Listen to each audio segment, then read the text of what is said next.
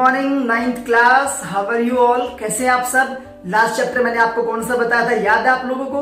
The adventure of Toto. चलिए आज हम करते हैं आपकी मूवमेंट का lesson number 3, Eswaran the story teller. Yes, Eswaran the story teller एक बड़ी शानदार सी कहानी है, बड़ी प्यारी सी कहानी है जो कहानी बताने के अंदाज को थोड़ा सा और क्या कर देती है, निराला कर देती है। चलिए शुरू करते हैं चैप्टर। ईश्वरन की कहानी गणेश को बताई थी महेंद्रा ने। महेंद्र जो एक जूनियर इंजीनियर के तौर पे क्या करता है, कंस्ट्रक्शन कंपनी में काम करता है।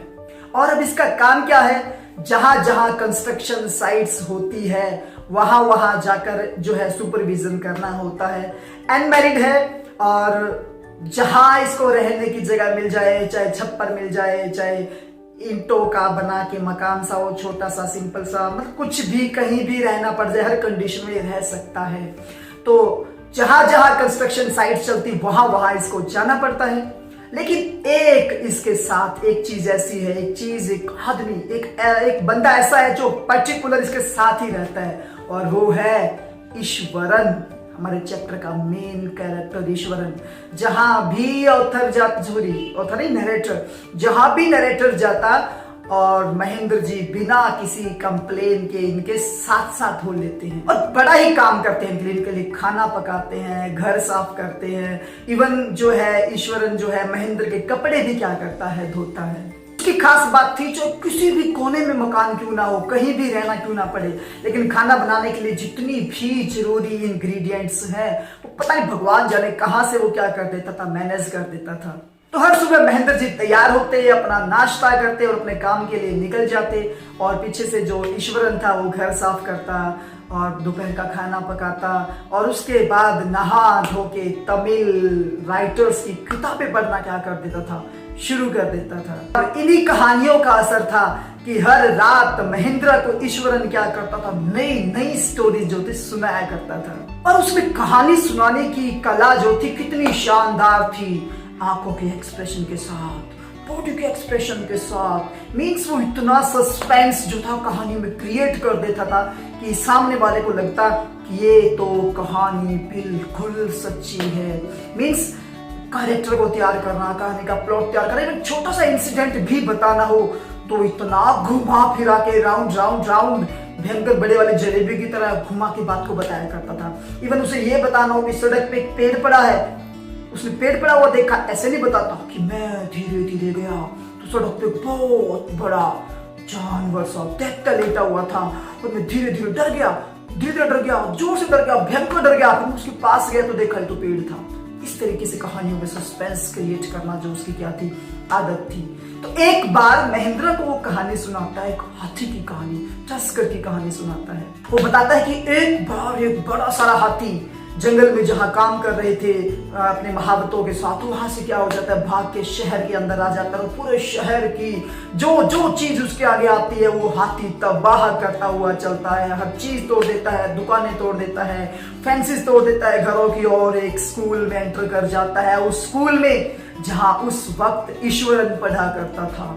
तो स्कूल के अंदर आया, सारे बच्चे, सारे टीचर डर के स्कूल की छत पे भागे, और अब जो हाथी था वो स्कूल के ग्राउंड में चला गया। सारे जो कोर्ट्स थे वो तोड़ दिए, वॉलीबॉल का क्या, टेनिस का क्या, जितने भी गोल पोस्ट थे सब उखाड़ दिए।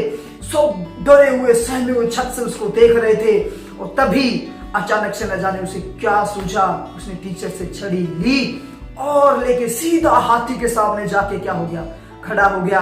और हाथी ने उसकी तरफ देखा, चिंघाड़ा, और ईश्वरन ने जोर से क्या किया, उसके अंगूठे पे, टो नेल के ऊपर क्या मारा, डंडा मारा। और जैसे ही डंडा मारा, हाथी साहब तो धम करके जमीन पे गिर जाते हैं, और इतना कह के वो खड़ा हो जाता है और कहानी का सस्पेंस बीच पे छोड़ के चला जाता है।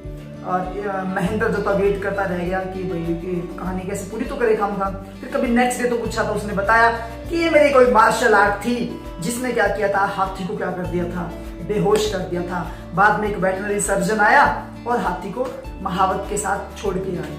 तो इस तरीके से ये कहानी जो थी उसने इतनी बढ़ा चढ़ा के क्या की थी, बताई थी।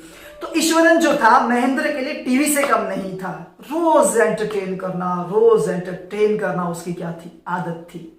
तो कोई भी ऐसा दिन नहीं जाता था जब वो एक नई कहानी एडवेंचर के साथ, सस्पेंस के साथ जो था किसको, हाँ, महेंद्र को न सुनाता हो। एक दिन की बात है, शाम का खाना खाने के बाद जब बातें करना शुरू की तो सुपर नेचुरल थिंग्स, भूतों की बातें जो थी, ईश्वरन ने क्या कर दी, शुरू कर दी और बताया महेंद्र को कि सर आपको पता है कि जहां अब हम रह रहे हैं, किसी वक्त यहाँ पे एक शमशान घाट हुआ करता था, और एक दिन तो जब मैं सब्जी लेके आ रहा था तो मेरे पैर के जोर से हड्डी क्या की है, टकराई है।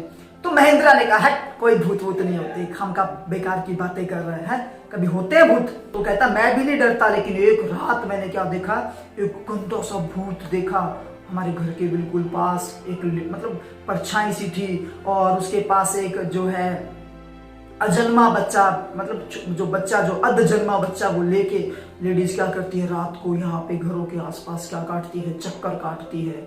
तो महेंद्र ने उसे डांटा है ऐसा कुछ भी नहीं होता, और महेंद्र साहब जो थे सोने के लिए चले गए। अब जाहिर सी बात है, जब ये कह दिया जाए, कोई कह भी दे कि भूत है, ना माने फिर भी पता लगता है दिल में कि हाँ कहीं हो तो ना हो।